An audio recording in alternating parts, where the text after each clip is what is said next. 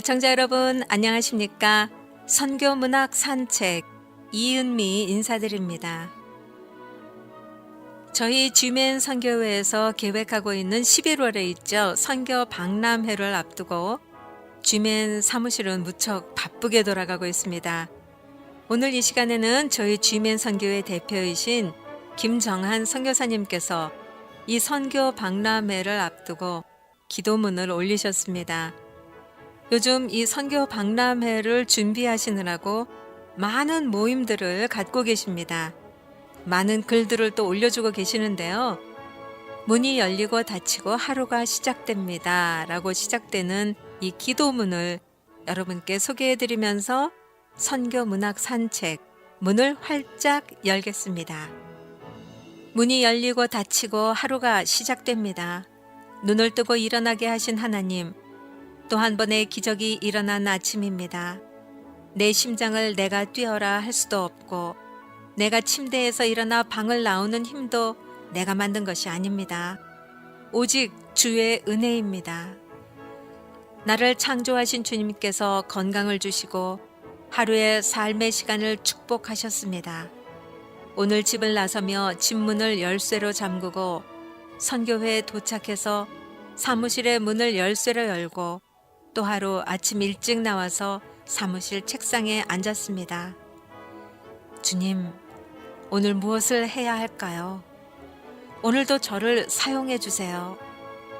오늘 하루 공짜로 살지 않겠습니다. 하루 주신 은혜를 저는 하루를 살면서 저의 몸을 들여 지불하겠습니다. 오늘 하루도 주님 십자가 보혈로 구원받은 백성으로 살게 하심을 감사합니다.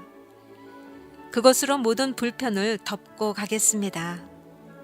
오는 금요일 선교 박람회 특별 세미나 선교 지도력과 목회 부흥에 보내주시기로 작정하신 주의 종들을 불러주시기 바랍니다.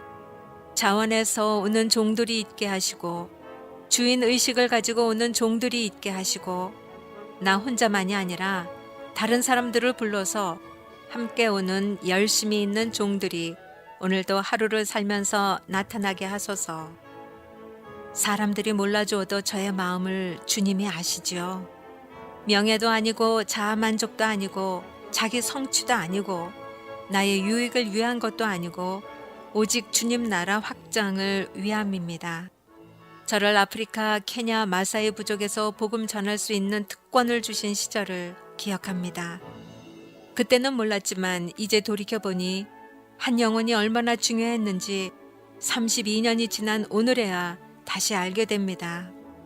지난 세월에 제가 2세 단기 선교팀들을 인솔하여 방문하여 복음 전한 40여 나라들의 한 영혼들이 오늘 다시 생각납니다. 다시 보지 못한 사람들이지만 지금은 하나님께서 그들을 하나님의 자녀로 성숙하게 사용하시고 영광 받으시는 사람들이 있을 것입니다. 선교는 한 영혼인 것 같습니다. 화려한 선교대회, 몇천 명이 모이는 선교대회, 매스컴에서 화려한 각광을 받는 그런 선교대회. 그러나 작고 관심도 받지 못하는 선교대회도 결국은 한 영혼을 위한 것입니다. 주여, 오늘도 선교 박람회 준비를 하는 날이 되게 하시고 그래서 오늘도 집문을 열고 닫고 열쇠로 잠그고 나와 다시 선교회 사무실 문을 열쇠로 열고 들어와 책상 앞에 앉게 하셨습니다. 오늘도 공짜로 살게 하지 마시고 저의 관심과 사랑과 헌신과 노동과 만남과 연결과 먹고 마시며 전화하며 카톡하며 하는 모든 일들조차 선교사의 하루가 되게 하소서. 이번 주 금요일 선교 박람회 선교 지도력과 목회 부흥 세미나에 주의 종들이 차고 넘치게 하시고 여기에 관계된 분들이 혼자 오지 않고 주위에 다른 사람들을 많이 초청해서 함께 오게 하소서. 아멘.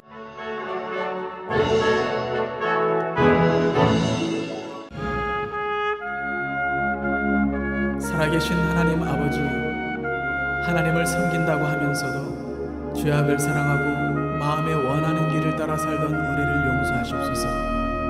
이제 회복시키시고 치유하시는 예수님의 보혈로 우리를 정결케 하옵시고 성령의 능력으로 기름 부으사 만민을 위하여 일어나게 하시옵소서. 흰옷을 입은 하나님의 거룩한 백성들이 이 땅 가득하게 일어나 열방을 향하여 행진에 나아가게 하시옵소서. 주여, 주의 일을 이 수년 내에 부응케 하시옵소서. 이 수년 내에 나타내시옵소서. 진노 중에라도 긍휼을 잊지 마시옵소서.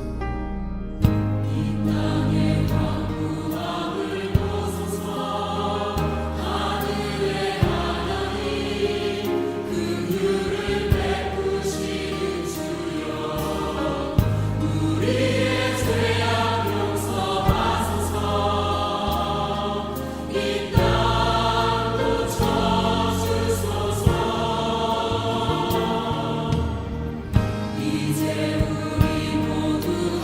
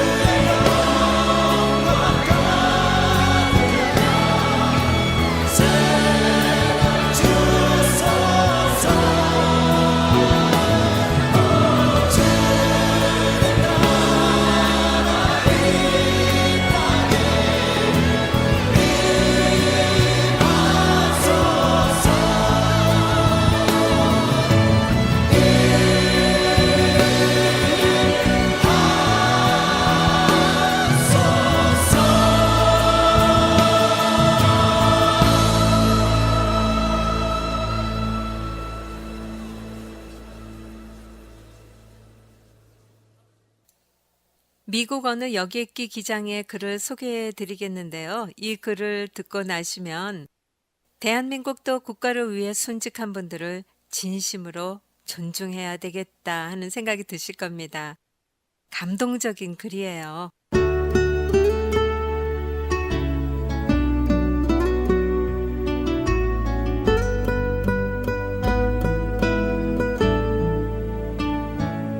비행 준비를 하고 있는데 여 사무장이 와서 내게 말했다. 이번 비행기에는 시신 이송도 하게 됩니다. 나는 군인이냐고 물었다. 그녀는 맞다고 했다.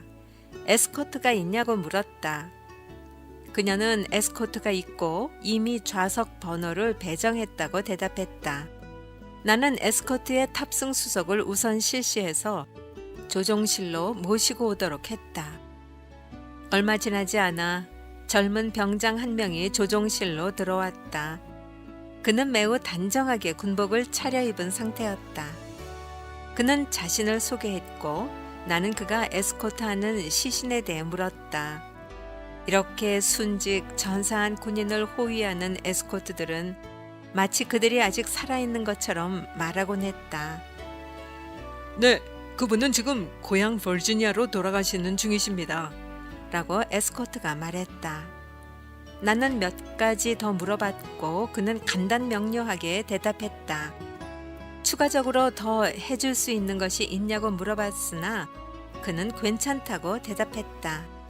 나는 그에게 군에서 가장 힘든 일 중 하나를 하는 것 같으며 전사한 장병과 그들의 가족을 돌보는 일을 하는 것에 감사한다고 했다. 나와 부기장은 일어서서 그에게 악수를 청했다. 이후 그는 자신의 자리를 찾아 조종실을 나섰다. 우리는 비행 전 점검을 끝내고 아무 이상 없이 출발했다. 비행한 지 30분쯤 지나자 객실의 사무장에게서 전화가 왔다. 전사한 장병의 가족도 지금 항공기에 같이 타고 있는 것을 확인했습니다. 라고 그녀는 말했다. 계속해서 그녀는 그들이 전사한 장병의 아버지, 어머니, 아내, 그리고 2살 난 딸이라는 것을 말해주었다. 가족은 이륙 전 아들의 관이 항공기에 탑재되는 것을 보지 못해 속상해하고 있었다. 다음 기착지는 굉장히 크고 부산한 연결공항으로 그 가족은 거기서 4시간을 기다린 후 버지니아로 가는 비행기로 갈아탈 예정이었다. 장병의 아버지는 승무원에게 자신의 아들이 화물칸에 있음에도 한 번도 보지 못한 것이 너무 가슴 아파 견디기 힘들다고 호소했다. 그리고 공항에 도착할 때 아들을 볼 수 있는 방법이 없겠냐고 물었다.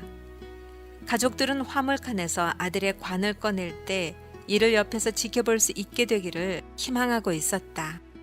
나는 이를 전하며 조치 방법이 없겠냐고 질문하는 사무장의 목소리에서 절박함을 느낄 수 있었다. 나는 알아본 후 다시 연락을 주겠다고 했다. 비행 중 회사와의 통신은 주로 이메일 같은 메시지로 이루어지곤 했다. 나는 이를 사용하지 않고 보조 음성 통신망을 사용해서 곧바로 운항 관계사에게 연락하기로 했다. 나는 운항 관계사에게 직접 교신하면서 상황을 설명하고 가족의 요청 사항을 설명했다. 그는 알겠다고 하고 다시 연락을 주겠다고 했다. 2시간이 흐른 뒤에도 운항 관제사는 답변을 주지 않았다.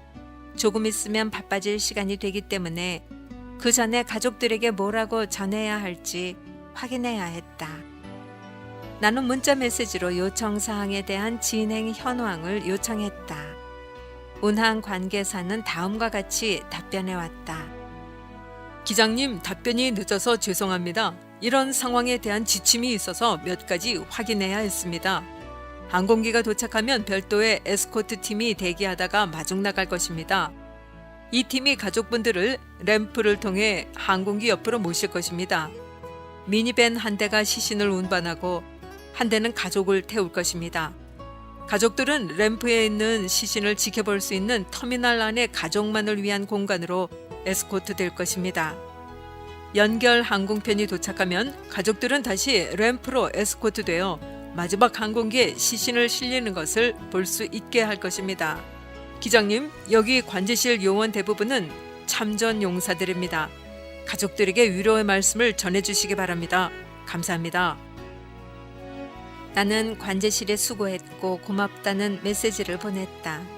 또 이 메시지를 프린트해서 사무장을 시켜 전사한 장병의 아버지에게 전해주도록 했다. 사무장은 자기 일처럼 고마워하며 가족들이 매우 기뻐할 것이라고 했다. 착륙을 위한 강화를 시작하며 바빠졌다. 착륙 후에는 바로 활주로를 벗어나 램프가 있는 곳으로 다가갔다. 램프는 15개의 게이트가 양쪽으로 줄지어 있는 바쁘고 복잡한 곳이다. 우리가 램프로 들어서며 램프 관제사와 교신하자 그는 모든 항공기가 우리를 위해 홀드되어 있다는 것을 알려줬다. 그는 가족들을 에스코트할 팀도 대기 중이라고 했다. 모든 것이 제대로 진행되고 있었다.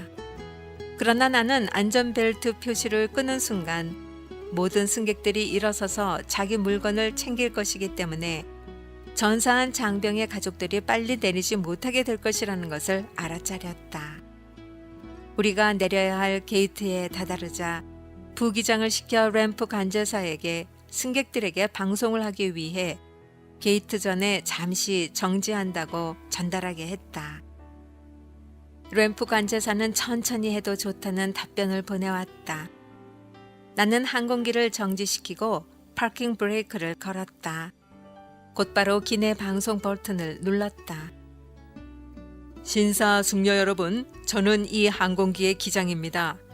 저는 특별한 전달 사항이 있어 게이트 전에 항공기를 잠시 정지시켰습니다. 이 항공기에는 우리의 존경과 존중을 받아야 마땅한 승객이 있습니다. 그는 얼마 전 목숨을 잃은 암흑의 이병이며 지금 여러분 발밑 화물칸에 잠들어 있습니다. 에스코트는 암흑의 육군 병장이 맡고 있습니다. 또한 암흑의 이병의 아버지, 어머니, 아내 그리고 딸도 우리와 함께 있습니다. 이 가족분들이 먼저 내릴 수 있도록 항공기가 멈추더라도 잠시 자리에 앉아 계셔 줄 것을 부탁드립니다. 감사합니다. 우리는 계속해서 게이트로 향했고 완전히 멈춘 후 시동을 끄기 위한 절차를 진행했다. 몇 분 후 나는 조종실의 문을 열었다. 2명의 전방 객실 승무원이 울고 있었다. 그들은 항공기가 멈춘 후 모든 승객들은 자리에 그대로 앉아서 가족들이 내리기를 기다렸다고 말했다. 가족들이 일어서서 짐을 챙기기 시작했을 때 한 승객이 천천히 박수를 치기 시작했다. 한두 사람이 따르기 시작하더니 잠시 후 모든 사람들이 박수를 치고 있었다. 신의 가호가 있기를. 고맙습니다. 미안합니다. 자랑스러워하세요. 와 같은 위로의 말들이 내리는 가족들을 향해 터져나왔다. 가족들은 에스코트를 받아 램프를 내려가 전사자의 시신 곁으로 갔다. 비행기에서 내리는 많은 승객들은 나에게 방송을 해준 것에 대해 감사하다고 했다. 나는 그것은 언제라도 반복할 수 있는 말일 뿐인데 그 용감한 이병을 되살릴 수 있는 방법은 없다고 했다.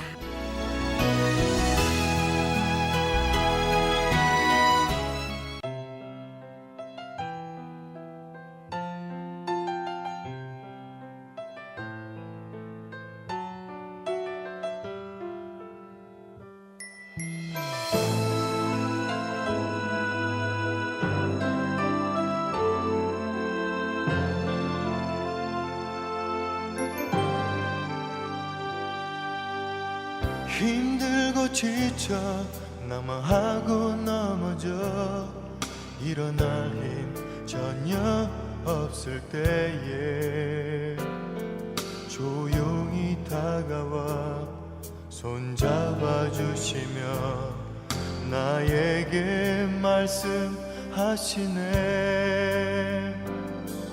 나에게 실망하며 내 자신 연약해 고통 속에 눈물 흘릴 때에 못자국 난 그 손길 눈물 닦아주시며 나에게 말씀하시네.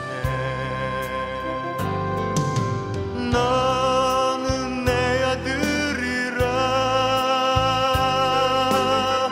오늘날 내가 너를 놔두다. 너는 내 아들이라. 날 사랑하는 내 아들이라. 힘들고 지쳐 낭만하고 넘어져 일어날 힘 전혀 없을 때에 조용히 다가와 손잡아 주시며 나에게 말씀하시네. 나에게 실망하며 내 자신 연약해 고통 속에 눈물 흘릴 때에 못자국 난 그 손길 눈물 닦아주시며 나에게 말씀하시네. 너는 내 아들이라. 오늘날 내가 너를 놔두다. 너는 내 아들이라. 날 사랑하는 내 아들이라. 언제나 변함없이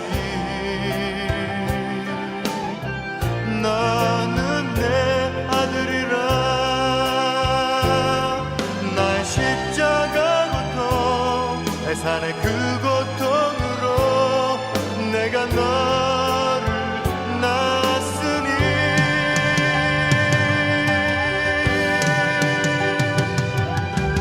너는 내 아들이라. 오늘날 내가 너를 놔두다. 너는 내 아들이라. 날 사랑하는 내 아들이라. 너는 내 아들이라. 오늘날 내가 너를 놔두다. 너는 내 아들이라. 날 사랑하는 내 아들이라.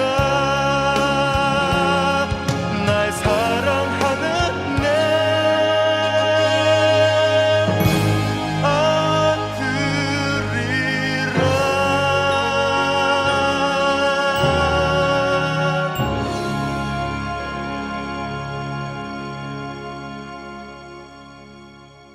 여러분의 간은 건강한 편인가요? 자, 지방간 환자를 위한 식이요법 잠시 살펴봅니다. 지방간은 간세포의 여분의 지방이 축적되는 것을 말하는데요. 간 전체 무게의 지방 비율이 5% 되는 정도는 정상 범위에 든다고 해요. 그렇지만 그 이상인 5에서 10%는 지방간으로 진단합니다.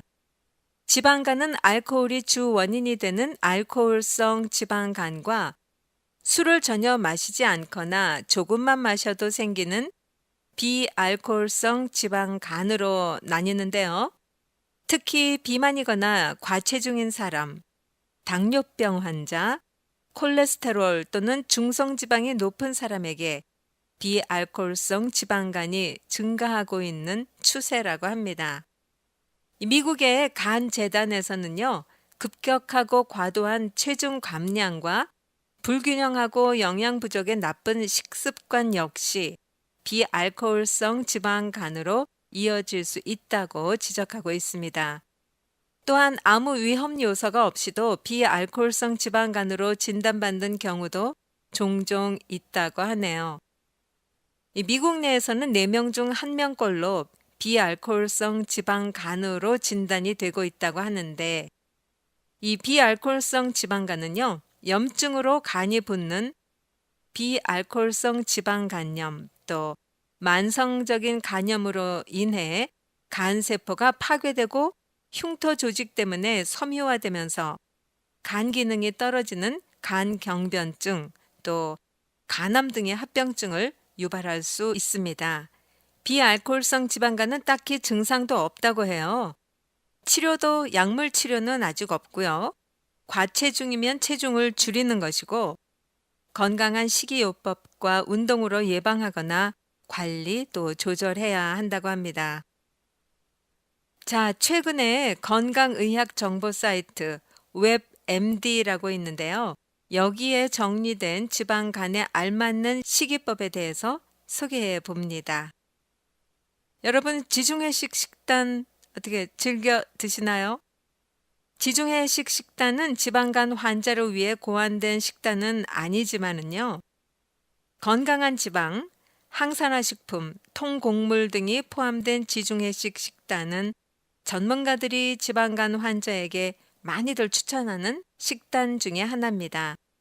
자, 지중해식 식단을 한번 살펴볼게요. 생선, 과일과 채소, 통곡물, 견과류, 올리브 오일 등을 주로 섭취하는 건데요. 지난 2015년 10월 국제학술지에 실린 연구 논문에 따르면 올리브 오일은 간 효소 수치를 낮추고 체중 감량을 돕는 것으로 나타났습니다. 자, 다음은 올바른 지방을 섭취하세요 라는 글인데요. 인체 세포는 포도당을 기본 에너지원으로 사용합니다. 호르몬인 인슐린은 소화된 음식에서 포도당이 세포 안으로 들어가 에너지로 사용될 수 있게 돕습니다. 지방간 환자는 인슐린 저항성도 종종 함께 갖고 있다고 하는데요. 인슐린이 만들어지거나 제대로 기능하지 못하는 것, 포도당이 혈액 속에 쌓이면 간에서는 추가적인 당을 지방으로 바꿔 저장하게 됩니다. 그렇지만 오메가3 지방산, 단일 불포화 지방 등은 인슐린 저항성을 개선시켜주고요. 인슐린 기능을 돕습니다. 오메가3 지방산은 지방간 수치 및 염증의 개선을 돕습니다. 연어 좋아하세요? 참치 좋아하세요? 네, 이렇게 기름진 생선, 생선 오일, 호두동 견과류, 아마씨 오일, 녹색잎 채소 등의 오메가3 지방산이 풍부하다고 하죠. 또 올리브, 견과류, 아보카도에는 단일 불포화 지방산이 들어 있습니다. 다음은 항산화 물질에 대해서 알아볼게요. 지방이 간에 축적되는 또 다른 이유, 뭘까요? 영양분이 올바르게 분해되지 않으면 간세포가 손상될 수 있기 때문인데요. 베리류 같은 과일, 채소 등의 풍부한 다양한 항산화 물질은 세포 손상을 막습니다. 비타민 E가 지방간 질환에 도움이 된다는 연구도 보고된 바 있는데요. 해바라기 씨, 아몬드, 비타민 E가 아주 풍부합니다. 지방간에 도움이 되는 음식 조금 더 알아볼게요. 커피가 있네요. 인슐린 저항성, 염증 개선과 관련 있다는 연구들이 이미 나온 바 있습니다. 이 연구들에 따르면 지방간이 있고 커피를 마시는 사람은 그렇지 않은 사람보다 간 손상이 적었다고 합니다. 생마늘, 인슐린 저항성 개선에 도움이 되고요. 인체의 지방 분해를 돕습니다. 미국 보건부 산하 생체의학 상급 연구개발공사, 이름도 기네요. 여기 연구에서는요. 마늘 파우더 보조제가 지방간 질환이 있는 환자들의 체중 및 지방 감소에 도움이 됐던 것으로 나타났습니다. 녹차입니다. 체중 감량 및 체지방을 낮추는 데 도움이 됩니다. 지방 흡수를 방해한다는 자료가 있지만 확증된 연구는 아니라고 하네요. 또한 녹차에는 콜레스테롤을 낮추는 데 도움이 되는 항산화제가 들어 있습니다. 2015년 국제학술지 세계 소화기 병학 저널에 실린 연구에서는 녹차가 체지방 및 혈중 지방을 낮추는 것으로 나타났습니다. 녹색 채소가 그렇게 몸에 좋다고 하잖아요. 쥐 실험 연구에서 브로콜리, 이 간에 지방이 쌓이는 것을 막는 것으로 나타났는데요. 시금치가 있죠. 케일이 있죠. 우리 한국 분들이 좋아하는 근대, 이렇게 녹색 잎채소 섭취는 체중 감량에 적극적으로 추천이 되고 있다고 합니다. 아보카도 좋아하세요? 일본 연구에 따르면 아보카도에는 간 손상을 줄일 수 있는 화학물질이 들어 있습니다. 또한 식이섬유가 풍부해서 포만감을 충족시켜 체중 조절에도 추천되는 식품이네요. 호두입니다. 오메가3 지방산이 풍부하고요. 2015년 WJG라는 건강지에 실린 연구에서는요. 호두는 비알코올성 간질환 환자의 간 기능을 개선하는 데 도움이 됐던 것으로 보고됐습니다. 자, 그럼 지방간에 피해야 하는 음식은 어떤 것이 있을까요? 아마 여러분들이 많이 아시고 계실 거예요. 요즘은 건강에 대해서 많은 지식들이 있으시더라고요. 알코올입니다. 술은 지방간의 주된 원인 음료입니다. 술을 전혀 마시지 않는 사람에게는 생소하게 들릴 수 있지만 간질환 환자는요, 무조건 피해야 합니다. 자, 당입니다. 단순당, 첨가당 등 당은 혈당을 높이죠. 간의 지방 축적을 증가시킵니다. 캔디, 설탕, 많은 탄산음료, 과일 주스, 액상 과당이 들어있는 모든 패키지 음식은 모두 피하세요. 단 음식이 당긴다면 과일로 그것도 조금만 충족시키십시오. 이미 만들어져 있는 각종 커피나 차 음료에도 액상 과당이 들어있는 것 염두에 두시기 바랍니다. 정제된 곡물입니다. 잘 아시고 계시죠? 흰빵, 흰쌀밥, 파스타나 면 종류 등은 정제된 곡물로 만들어져 있고요. 혈당을 빠르게 올리고 많이 섭취하게 되면 에너지로 쓰이지 못한 여분의 당, 결국은 간에 지방으로 축적이 됩니다. 튀긴 음식이 나쁘다는 것은 너무나도 잘 아시고 계시죠? 자, 이 튀긴 음식보다는 삶거나 찐 음식을 먹는 것이 우리 몸에 좋겠죠? 주께서 우리와 함께 하시는 한 고난은 더 이상 고난이 아닌 줄 믿습니다. 고난 뒤에 주시는 주님의 축복을 생각하고 잃은 것보다 얻은 것이 얼마나 많은지를 기억하면서 우리 힘을 내십시다. 주님 손잡고 일어섭시다.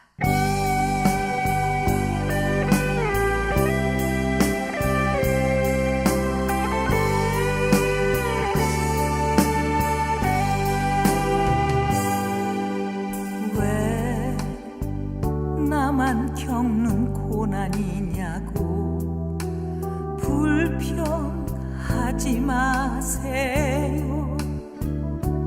고난의 뒤편에 있는 주님이 주실 축복 미리 보면서 감사하세요.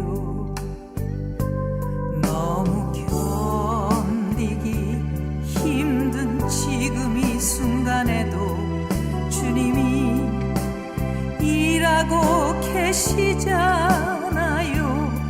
남들은 지쳐 앉아 있을지라도 당신만은 일어서세요.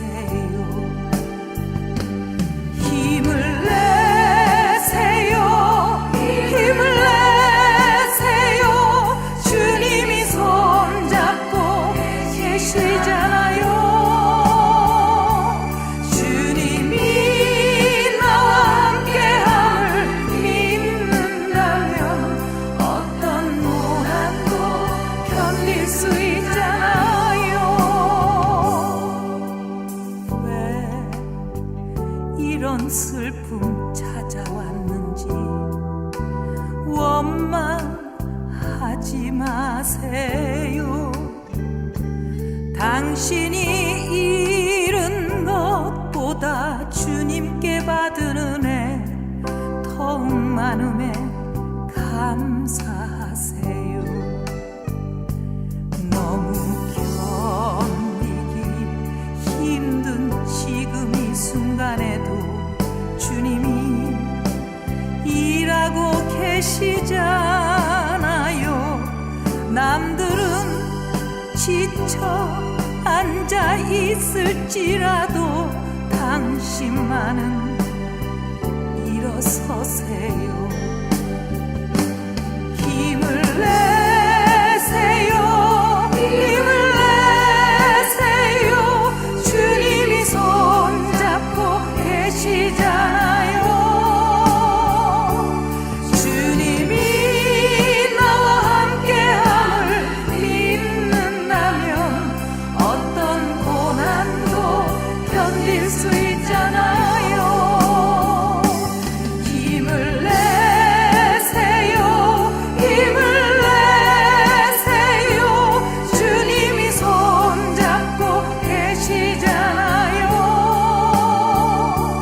주님이 나와 함께함을 믿는다면 어떤 고난도 견딜 수 있잖아요. 힘을 내세요. 힘을 내세요. 주님이 손잡고 계시잖아요. 주님이 나와 함께함을 믿는다면 어떤 고난도 견딜 수 있잖아요. 어떤 역경도 참을 수 있잖아요.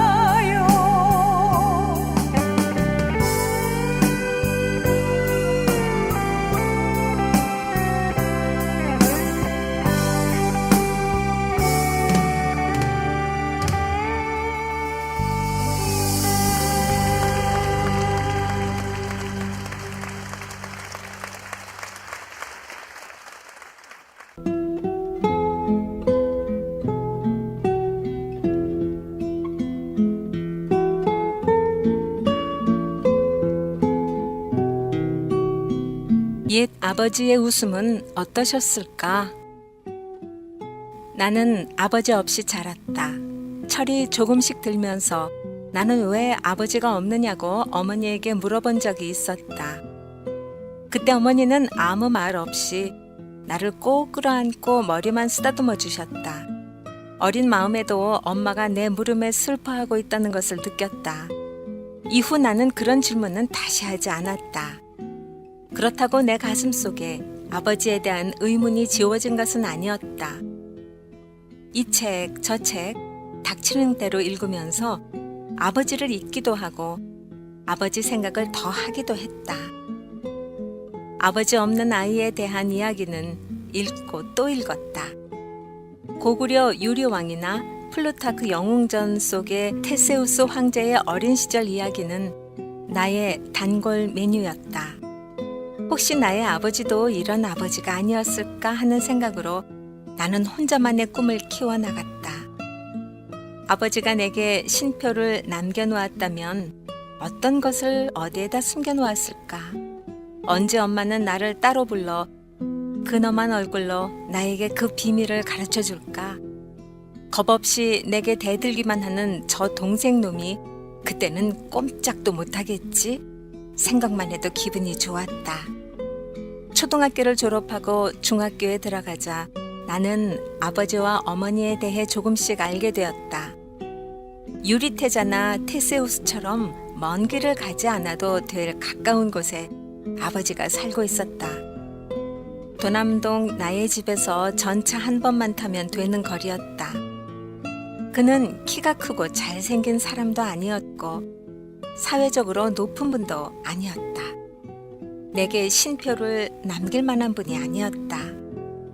중학교에 입학하자 어머니는 나를 아버지께 보내어 학비와 용돈을 타쓰게 했다. 학기 초가 되면 어느 이른 새벽 어머니는 나를 깨운다. 새벽에 가야 아버지를 만날 수 있기 때문이다. 학교 가는 길에 그 집에 들러 학비와 용돈 명세를 드려야 했다. 그때 돈을 주면 좋고 언제 다시 오라고 하면 다시 또 새벽에 가야 했다. 어느 때는 2번, 3번 더. 1년 365일 중 나는 그날이 제일 싫었다. 수학시험 날보다도 훨씬 더 싫었다.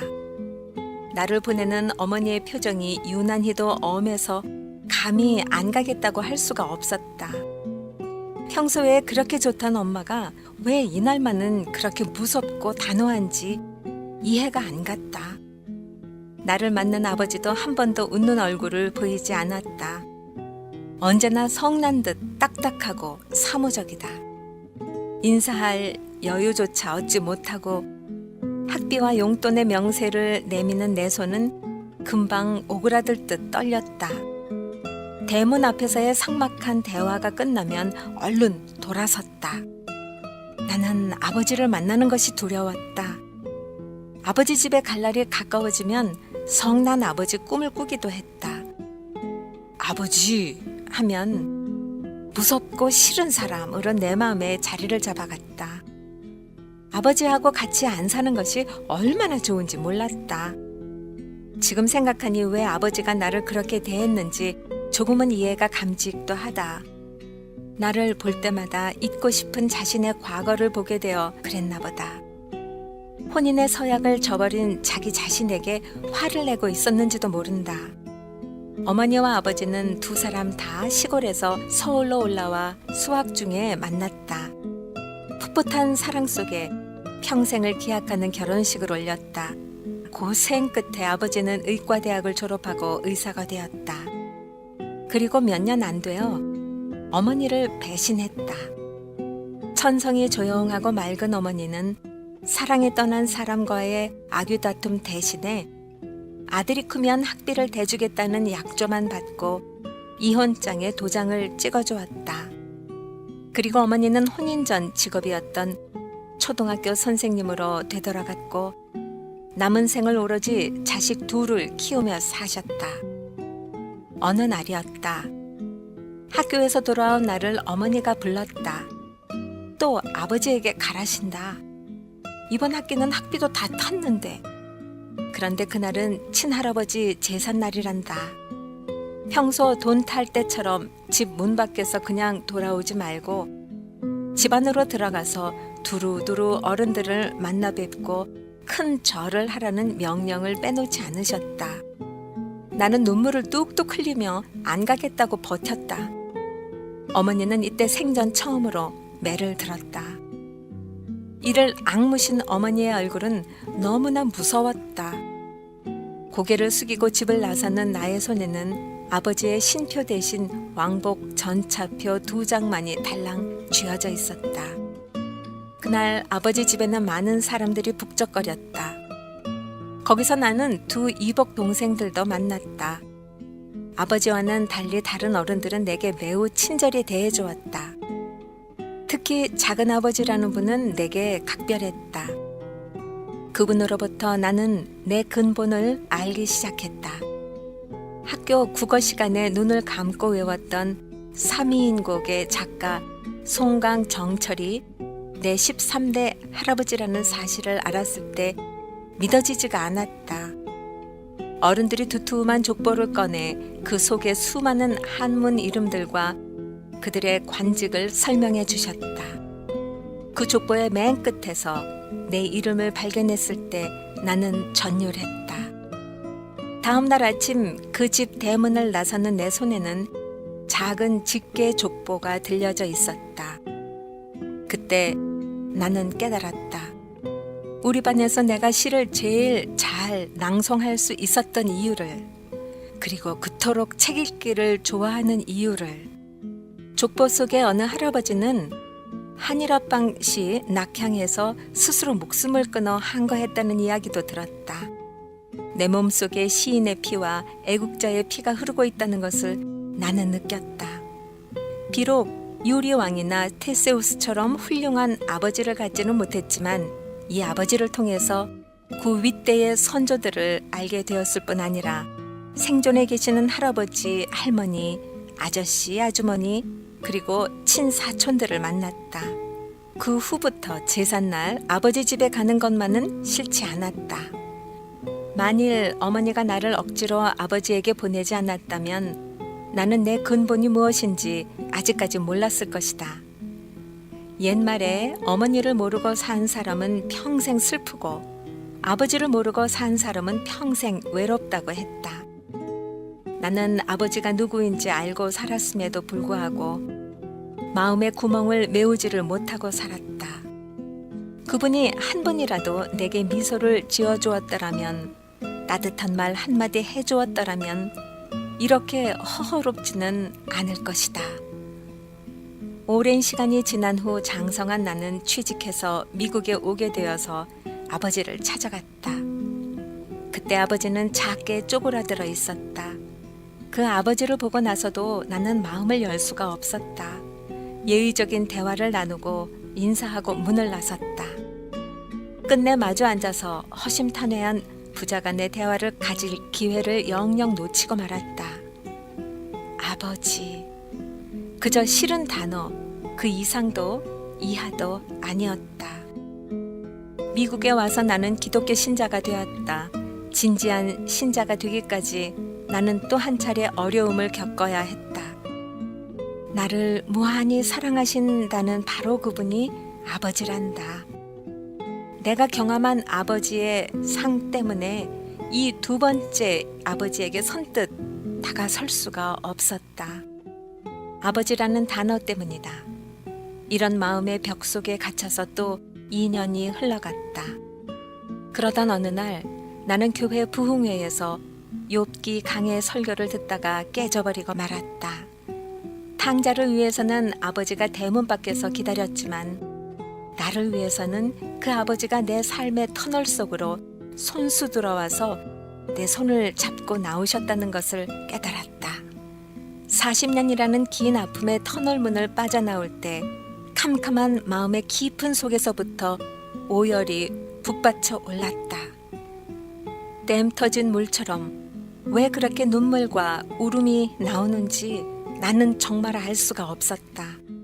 너무 당황해서 예배 중 자리를 박차고 뛰어나와 화장실 변기에 앉아 엉엉 소리쳐 울었다. 눈이 붓도록 울었다. 한없이 울었다. 옛 아버지가 파놓은 구멍은 이제 새 아버지가 넘치도록 채워놓으셔서 아버지에 대한 선입관은 사라졌다. 그러나 아직도 나는 옛 아버지의 웃음이 어떠셨을까 궁금해하며 그럴 때마다 내 아이들을 돌아보며 미소 짓는다.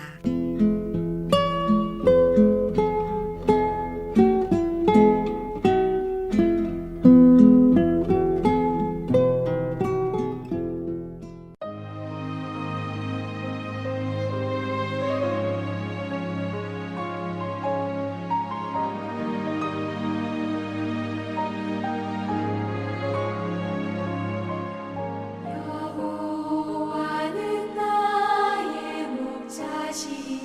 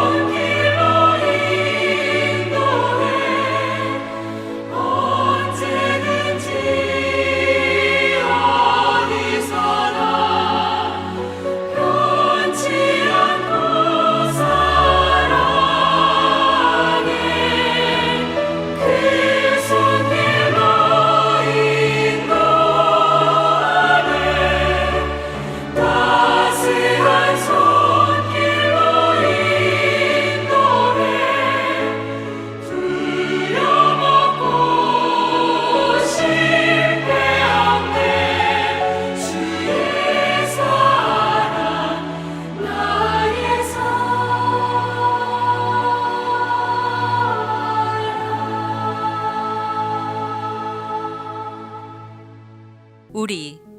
나와 너가 한 단어로 합치면 우리. 네 것 내 것이 합치면 우리 것. 나와 너가 십자가 아래 함께 서면 우리 주님. 선교는 우리로부터 시작됩니다. 사도행전의 초대 교인들은 우리였습니다. 우리에서 나오는 진정한 힘은 시대를 역류합니다. 우리로 모이면 모두가 지도자입니다. 너와 내가 구별되면 지도자는 한 사람입니다. 선교 박람회, 우리가 되어 함께 나갈 사람을 찾습니다. 진정으로 서로를 향해 우리라고 말할 수 있는 사람들이 만나도록 인도해 주십시오. 우리 대신 너와 나, 개인주의 문화 속에 주의 일하는 종들이 너는 너, 나는 나로 있으면 언제 시대를 변화시키는 역사가 시작되겠습니까? 그런 사람을 찾습니다. 나를 이제는 우리 속에 던질 사람, 너를 이제는 우리라고 받아줄 사람. 당신입니까? 자기를 먼저 우리 속에 던지지 않으면 다른 사람이 결코 자기를 던지지 않습니다. 선교 박람회, 백교회 찾아내기, 소중한 교회들 찾아내기, 먼저 모임에 부르심받은 사람들의 책임입니다. 내 평생의 인생의 기회 중 우리가 될 수 있는 기회들이 그리 자주 오지 않습니다. 여러분을 초대합니다. 내가 한 구절만이라도 우선 던지면 다른 이들이 우리가 되어 자기 것을 던집니다. 한번 도전해 보시지 않으시겠습니까? 자세한 문의사항은 저희 G맨 선교회로 해주시기 바랍니다. 전화번호 714지역 350-6957번입니다.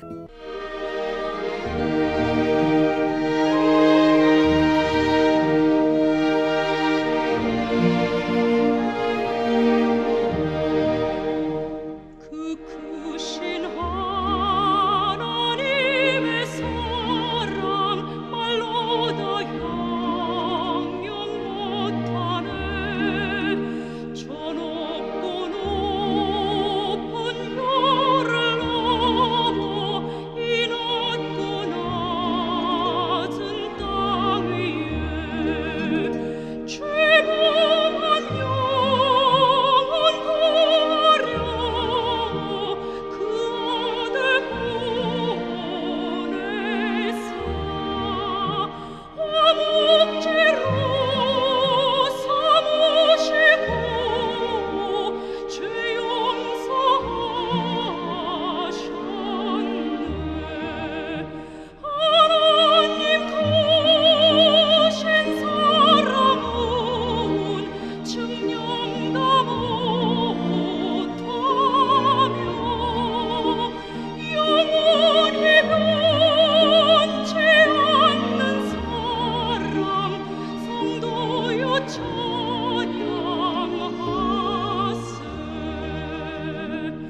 괴로운 시절 지나가고 땅 위에 영화세할 때 주 믿지 않던 영혼들은 큰 소리 외쳐오라도 주 믿는 성도들에게 큰 사랑